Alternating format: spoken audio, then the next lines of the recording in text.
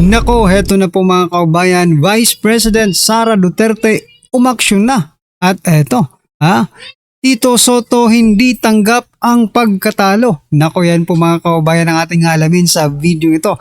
Pero bago po natin simulan yan mga kaubayan, palike naman po ng video ito. Malaking tulong po yan. Maraming salamat po. At eto nga mga karibyo natin, eto, bago po natin i-play yung video, eto, pasadahan po muna natin tong siya.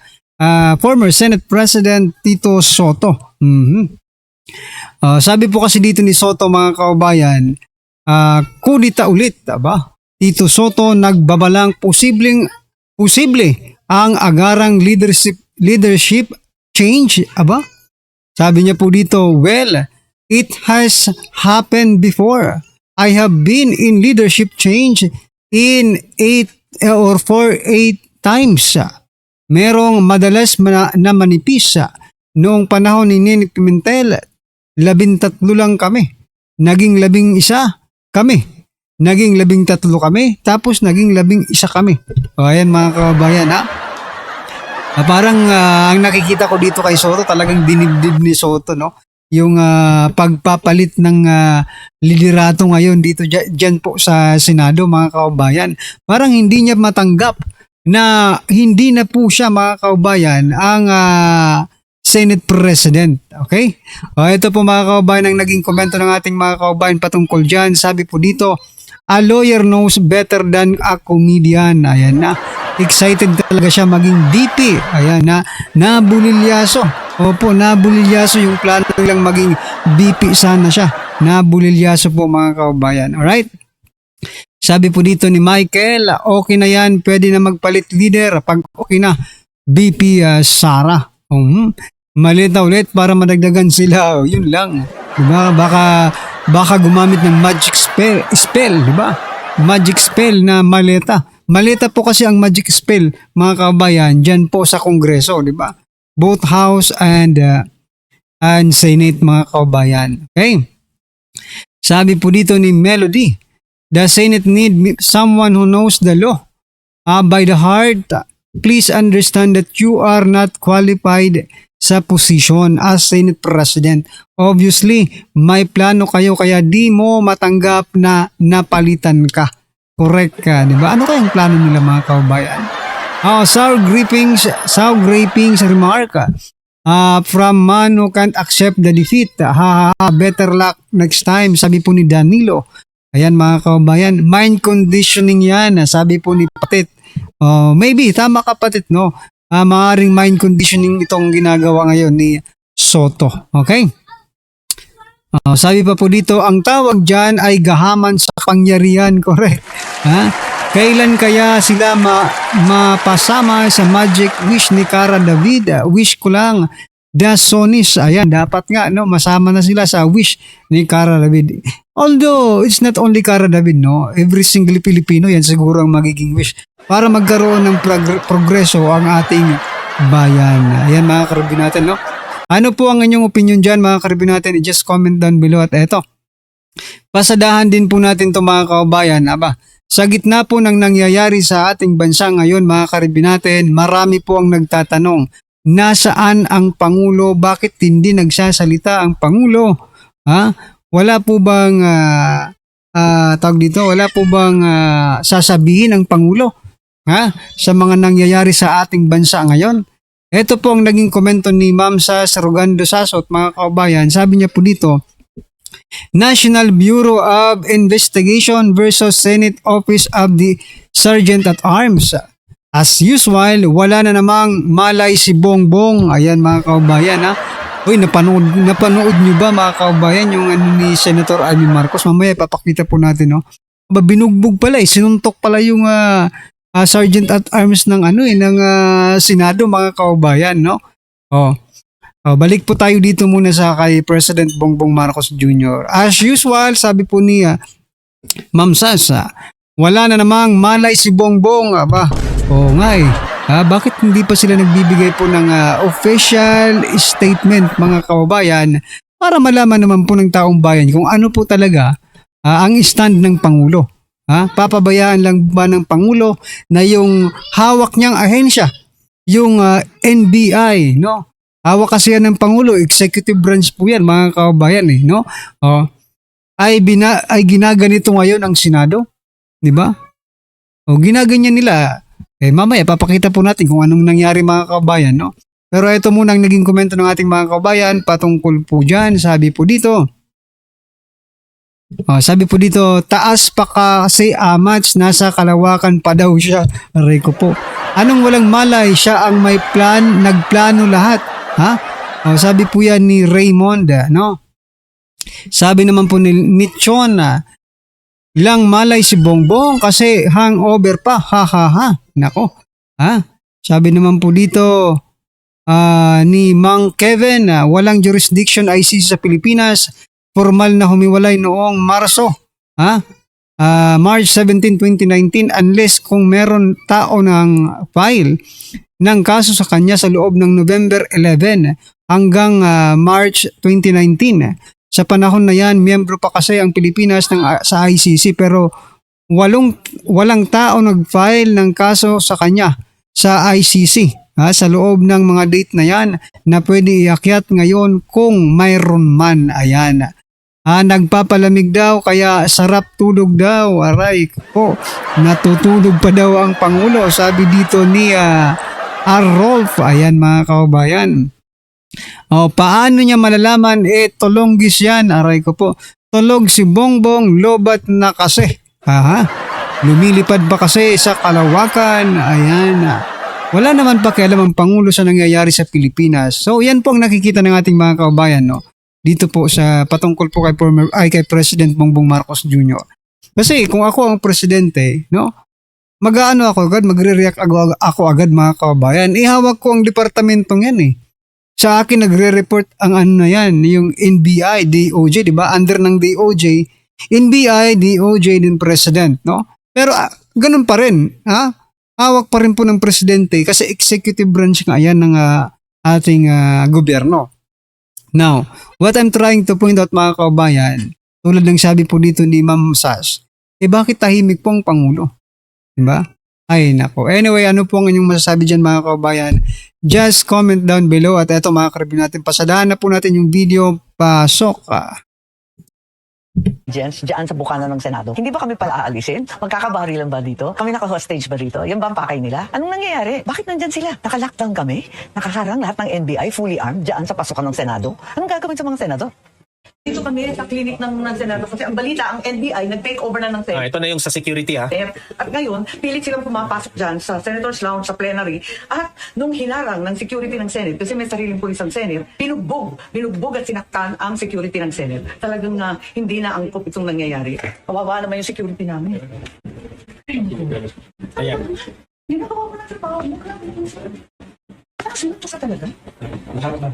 Sinuntong raw. Sinuntok, dinaganan? Sinuntok, dinaganan? Anong ginagawa mo? Di ba pinagbabawalan mo lang na pumasok doon? Hindi ma'am, sinasala ko na rin yung palabas kasi advice ko sa akin yung huwag mo na palabasin yung mga walang QR code. Yung mga walang QR code, hindi pwedeng makalabas. Okay? At yung mga walang ewan ko lang bakit nagkagulo, bakit siya kinaladkad, sinuntok raw siya. So pinapalabas lang ko na yung mga empleyado po ng building po. Bakit knockdown ang Senate? Kanina lang ang Senate? Kanina na? NBI took over the Senate? No ma'am, bali upon instruction kanina so kanina talaga ma'am.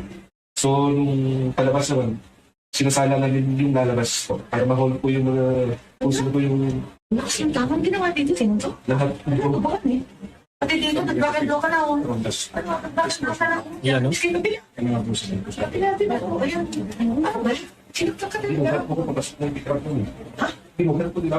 Ano sa pinag Yan, yan nila? Saan ka dadalhin? Hindi ko rin alam. May panigyari po ako. Inarang ko po yung katawan ko doon sa may pintuan po. May pinto. Hanggang nakita ko siya eh.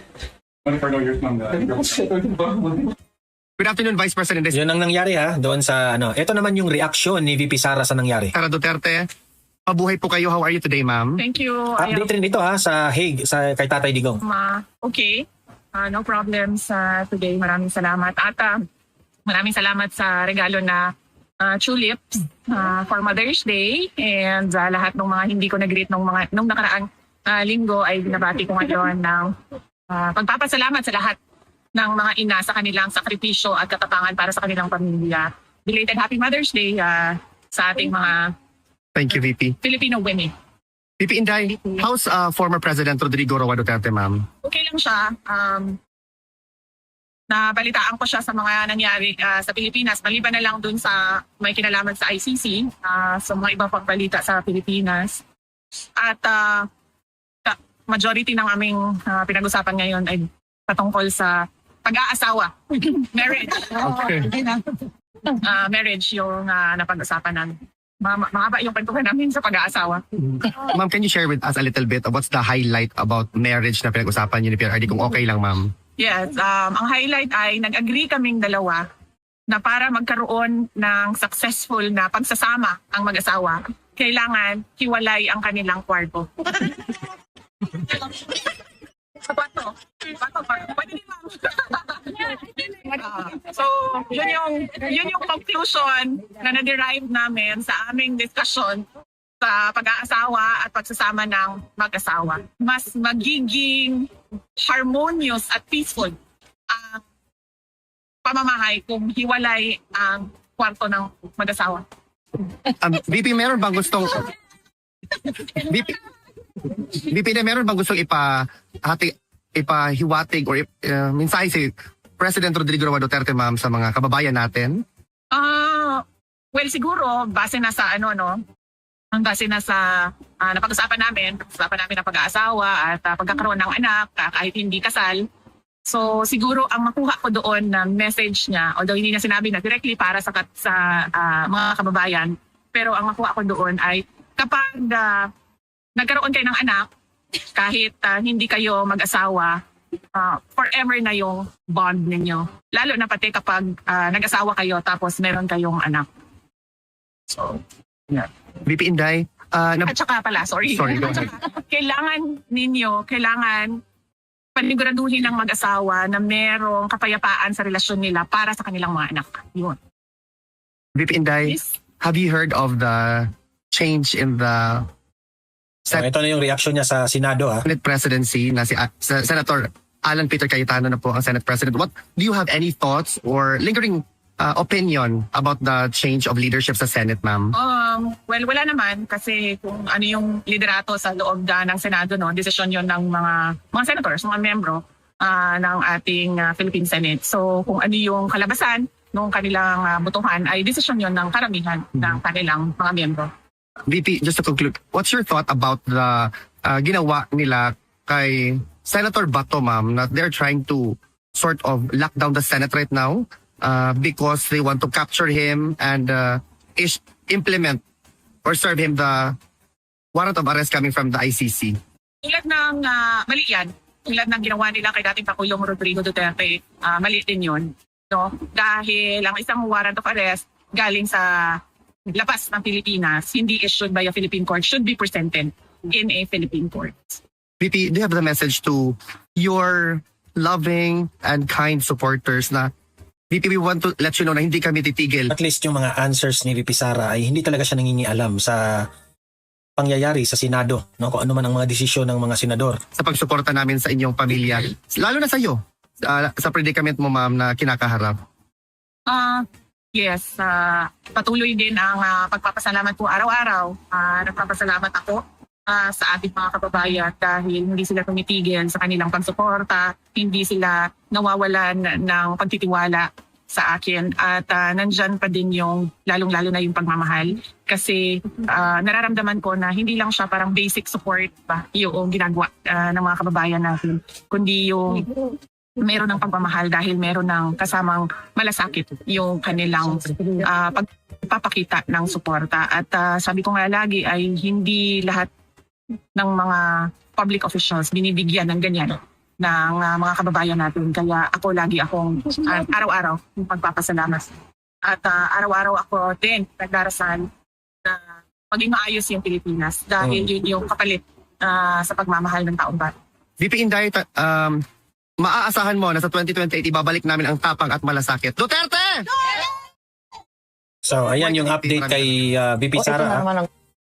Ito naman, ipapakita ko sa inyo itong pagkatapos ng nangyari kay Senator Bato doon sa Senado, nagpalabas ng breaking news ang ABS-CBN kahapon patungkol po dito sa law firm files an urgent manifestation before SC for the immediate judicial protection of De La Rosa from any warrantless arrest or ICC rendition.